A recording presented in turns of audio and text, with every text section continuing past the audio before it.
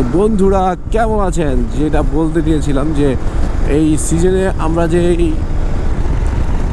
Room ভাড়া নেই, room ভাড়া আমরা একদম 3 রুমের বেড নিয়েছি, একদম চকাচক। আমার আগের ব্লগে দেখবেন অবশ্যই। তো মুঠোফোনে যেই ভিডিওটা করেছি ওটাতে দেখতে পারবেন, একদম 3 রুমের বেড, যেটা আপনার 15 থেকে 12,000 টাকা সিজনাল এসে বিক্রি করা হয়, মানে ভাড়া রেন্ট দেওয়া হয় পার ডে। তো ওই রুমটাই আমরা নিয়েছি 3 জনে, ওনারা 2 জন হাজব্যান্ড ওয়াইফ। আমাদের একটা রুম খালি, আমি ভিতরে রুমে ঘুমাই, ওনারা ওনাদের বেডরুমে ঘুমায় আলাদা। তো খুবই সুন্দর ডেকোরেশন করা এবং 3টা রুমের সাথে 3টাই বাথরুম আছে। আমরা গেছি, যাওয়ার পরে ব্রাশ ট্রাশ শ্যাম্পু এগুলো সব ওই যেগুলা হয় আর কি যে দেয় ওগুলা দিছে। তো যাই হোক, খুব সুন্দর একদম। আমরা নিয়েছি কত টাকায় শুনবেন? একদম হস্তাত্তে মাগনা আর কি, যেটা আমাদের ভাষায় বলি হস্তাত্তে মাগনা। তা হচ্ছে মাত্র 1500 টাকা পার ডে, 3 রুম, 500 টাকা করে পড়ছে রুম প্রতি। তো আমরা 2 দিনের জন্য ভাড়া নিয়েছি, আর 2 দিন ছিলাম রাঙামাটি কাপ্তাই।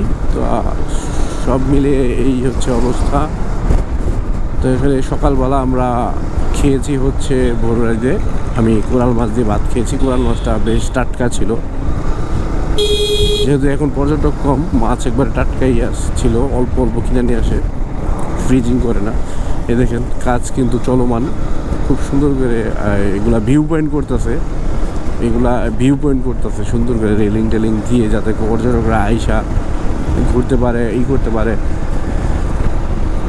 ছবি টবি তুলতে পারে, এই জন্য ভিউ পয়েন্ট করা হইতেছে সুন্দর করে। এই হচ্ছে অবস্থা বন্ধুরা। সবাই আমার ভিডিও দেখবেন, ঢাকা রাইডার খোকন, সাবস্ক্রাইব করবেন এবং ফলো দিয়ে পাশে থাকবেন, লাইক শেয়ার কমেন্ট করবেন। আসসালামু আলাইকুম। এই যে সামনে হচ্ছে সাগর নিবাস, এখানে এসে থাকতে পারবেন, সেনাবাহিনীদের তত্ত্বাবধানে করা। আমি এখানে থাকি না, এবার একবার রুম ভাড়া নিতে আসছিলাম, 4000 টাকা পার ডে রুম বলেছিল। আমাদের রুম ভিআইপি রুম, সকালে ব্রেকফাস্ট এবং অনেক কিছু দেয় আর কি, জানি দেয়, জানি না। মজা করলাম ভাই, শুধু ব্রেকফাস্টটা আছে। এই যে সাগর নিবাস, একদম সাগরের পাশে, উল্টা পাশে।